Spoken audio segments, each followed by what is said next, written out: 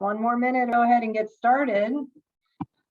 So welcome everybody. I am Julie Dalaberti, the Director of SST Region 2, and we thank you for joining us for our IEP Happy Hour. So this is another one in a series of happy hours that we've been having, going over the IEP sections piece by piece with all of you. And today's section is section 11, and we are only going to talk about school age today. So before we get started, let me just reiterate, please make sure that you sign in. This is how we gather attendance. It helps us know our audience, and it will also help us get those certificates out to everyone who attends. So as a reminder, we can only give certificates to those who attend in person.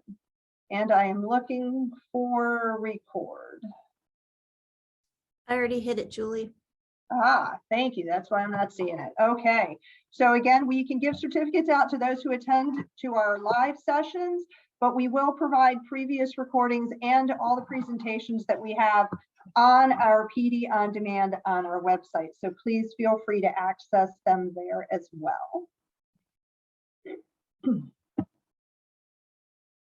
Oops, sorry about that. All right. Of course. I don't want to forget to make sure that everybody knows that you have until February 25th to nominate someone for the R.A. Horn Outstanding Student Achievement Award or the Franklin B. Walter Outstanding Teacher or Staff Achievement Award. So you've got 3 more days. So if you feel so inclined to get that done, that would be fantastic. Always remembering what our norms are for our meetings. People will come with different views and perspectives. We want to respect those. Remember, no question is a stupid question. So please ask. If you're asking the question, I guarantee somebody else on the PD has that same question. We will respect your time. I can't imagine we're going to go all the way till 4 o'clock today, but we will absolutely end at 4 o'clock. And we would like you to be engaged in our meeting today. All right. So last week when we met, we were talking about section 8, and we ended with at least 6 questions that we were not 100% sure of the answers. So I want to take just a minute for any of you who showed up last week to go through those answers real quickly. They are in the slideshow, so you will see them, and anybody will have access to them once they get up on the website. So the first one is marked. If an 8 is marked, does that mean a one-on-one 8 or just another 8 on the bus? And it does mean it means 1 8 on the bus. If there is a need for a one-on-one aid, you need to make sure that you indicate that in the IEP in section 7 and 8. Does a seatbelt count as an accommodation? And they said yes, because it is not part of the typical school bus. So again, please make sure that you're identifying accommodations in section 8. And for this one, you would want to make sure that you identify what it is in the specified area. What is the definition of securement? So securement, we are talking about wheelchair securement devices. So strapping down the wheelchair, doing any necessary buckles and fasteners that need to be done in order to secure the wheelchair onto the bus. Is there ever a situation when an IEP team would check yes for requiring special transportation and no, the child does not need transportation to and from services? So this was a pretty exciting topic last week because I think we all have come with a little bit of differing views about that. So after investigation and several emails back and forth with those at ODE, here's how it was explained to me. So obviously it's an individualized decision for every student. We know that. And the question specifies that the student requires special transportation to and from school for the first question. So again, to and from school is the first question when they say, does the child require special transportation? The second question says, does the child need transportation to and from services? And that was where we were having some discrepancy last week. So if the child requires transportation to and from services, then you want to make sure you mark yes and then explain in the specify area. So a lot of times they're talking about going down to that specify area that you would think is under accommodations and you would only specify things there. You can use that to specify other things as well. This second question, and I ask in multiple ways to make sure I was hearing them correctly. The second question does not include to and from school daily. So if you are only giving a student transportation to and from school, and there's no other reason for them to leave the school or to need transportation, then the answer is no.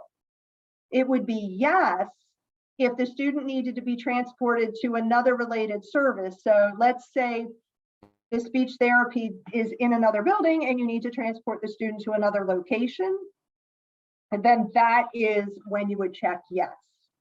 Also, if the student needs transportation to other sites that serve the children, so it's not just related services, but if they needed special transportation to and from a career center or to an extracurricular activity, then you would want to answer yes to that.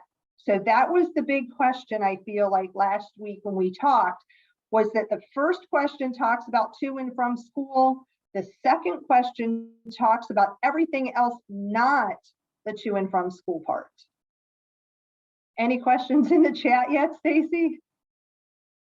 I just had one about preschool, but I'm going to drop into the chat box the link for the preschool transportation guide, because we know preschool is different. So preschool doesn't necessarily follow the same guidelines. Thank you, Stacy. Yes, preschool is its own entity oftentimes. All right, number 5 question. If a parent refuses special transportation and wants to drive the student, do we mark yes on transportation as a need? And the answer is yes. So the IEP says, yes, they need special transportation, regardless of whether the parent wants to drive them or not. If the parent does want to drive them, then we want to make sure that you indicate that you could put that under specify. Remember, everything can go in specify, and also in the PRO1. And then somebody asked about this, is this an section connected to the T2 report? And I honestly didn't have a lot of information about that, so I can share with you what they said from the department. It is connected to the they put 1/2 reporting. For a student to be considered for special transportation services, section 8 of the IEP, it must be marked as a related service. Remember, related service in section 8 to use the calculation to determine eligibility. Okay. Any questions about our questions from transportation?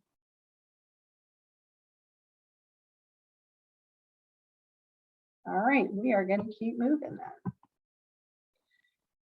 So we are on section 11.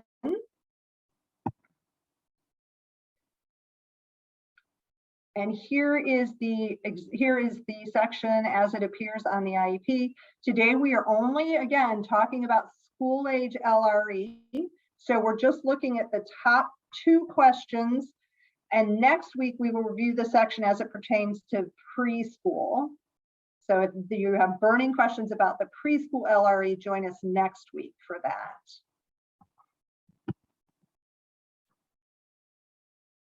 So this information here is right from the universal supports materials. And I put that link at the bottom. And if you go to that link, you can listen to the presentation. They will have this exact same slide right there for you. So I just want to, on this page, talk about what the rule states. It states that each school district must ensure that, to the maximum extent appropriate, children with disabilities, including children in public and non-public institutions or other care facilities, are educated with children who are non-disabled, and special classes, separate schooling, or other removal of children with disabilities from the regular education environment occurs only if the nature and severity of the disability is such that education in regular classrooms with the use of supplementary aids and services cannot be achieved satisfactorily. So we're going to talk a little bit more in depth on the next slide, but you can see right here that it states that just stating the presence of a disability alone is not a reason for removal. So when you have to justify, you have to think more in-depthly than just saying, well, they have this disability, they have autism, they have a cognitive delay, they have whatever, they can't be serviced in the general education classroom. That is not an acceptable justification. So let's look a little more in-depthly. So I know this is a little bit small on this slide, so I apologize for that. But I wanted to go through some of the things of what you might use and what you might not use to justify the student in their least restrictive environment. So the first one, does the child attend the school they would attend if not disabled? So the answer would be yes, if they're attending your local public school district in the school with their typical peers, where they would attend if they didn't have a disability. So if you have multiple schools in your I'll just pick elementary schools, for example. If you have multiple elementary schools in your district and all the students go to their, what might consider their neighborhood school, then the answer is yes. But if you take that student and you move them, they live right across the street from the school, but you bus them to another school, they are not attending the school where they would if they were not disabled. The answer is also yes if they attend a community school with typical students, or if they're in a private or parochial school with typical students. Now again, when do we check no? If you are not having the student attend their neighborhood school and you're having them attend a school where maybe you have an intensive needs classroom and they all have to move to that other school. That would be an example. Or if they're attending a private school for students only with disabilities, then the answer is no. Okay, so how do you justify that? So this includes, the justification includes, first of all, why they don't attend the school where they would if they were not disabled. It's based upon the need, not the disability. And you need to make sure that you've shown that you've given adequate consideration that you cannot meet the needs of the student in the general education environment, even with accommodations and modifications. There is a reason why they cannot be serviced in the school where they would attend if they were not disabled. You can also describe potential harmful effects to the child or others if that's applicable. So those are some reasons why the child might not attend the school where they would if they were not disabled. Question number 2. Oh, before I go on, are there any questions in there, Stace, about that first question? Not at the moment. Great, thank you. Does the child receive all special education services with non-disabled peers? So the answer is yes, if they're fully included all day, every day, and that includes related services, for example, OT, PT, speech, vision services, hearing impaired services, and transportation. And they are not removed from that classroom to work in a location for students only with disabilities.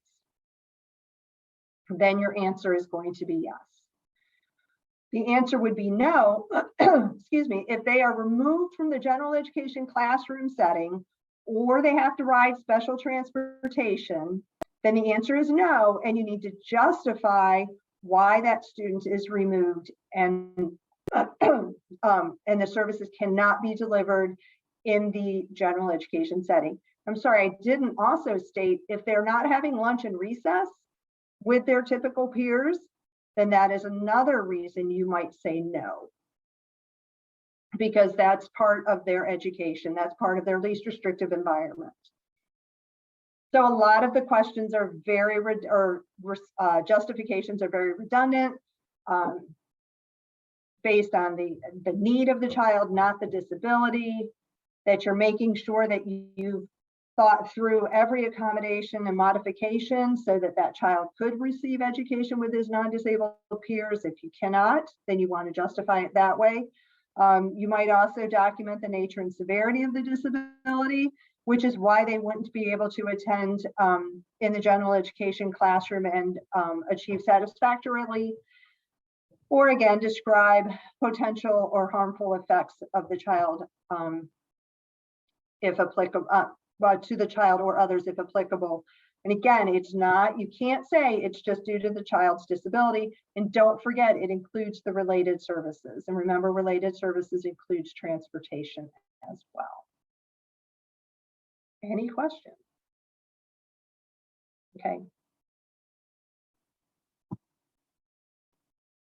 Look at that.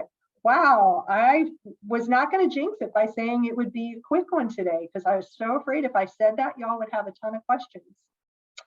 It's pretty straightforward though. So you can join us next time for preschool. Stacy will be the amazing host of that one. And that's what the questions look like for preschool. You can view all of our previous recordings and presentations at this website, sstr2.org, PD on demand. I feel like I'm a commercial. All right, we need your feedback. We want your feedback. We appreciate your feedback. So please, I know it was very short today, whopping 20 minutes, but we really would like to get your feedback so that we can continue to improve our IEP happy hours on a regular basis. We definitely read your feedback. So I figure if I keep talking long enough, that gives you time to open up the feedback link, and to enter your information into the feedback link. Julie, there's a question in the chat box. Oh, It please. says, can you write just the nature or severity of the disability, or what documentation are you looking for? So one of the things that the department talks about all the time is being clear and concise. They always use those two words. So if you think that by stating the nature and the severity of the disability is clear enough and concise enough, then the department would accept it. I personally think you would want to add more than just that. Somebody's interpretation of the nature and severity of the disability could be different. If you're describing the nature and severity, again, clear and concise are the two words that the department uses all the time when they're looking at monitoring.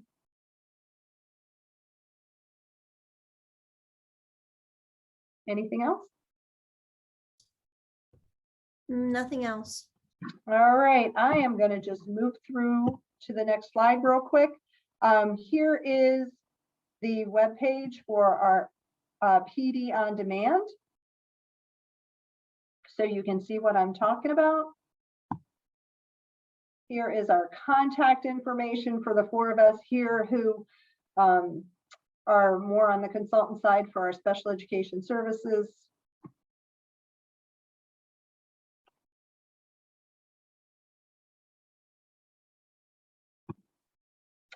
And next time on your favorite IEP Happy Hour channel, it will be section 11 on March 8th, hosted by Stacy Vince. And you can see the full schedule at the website listed here. You can register at sstr2.org. It was fabulous having you today. Thanks for joining us.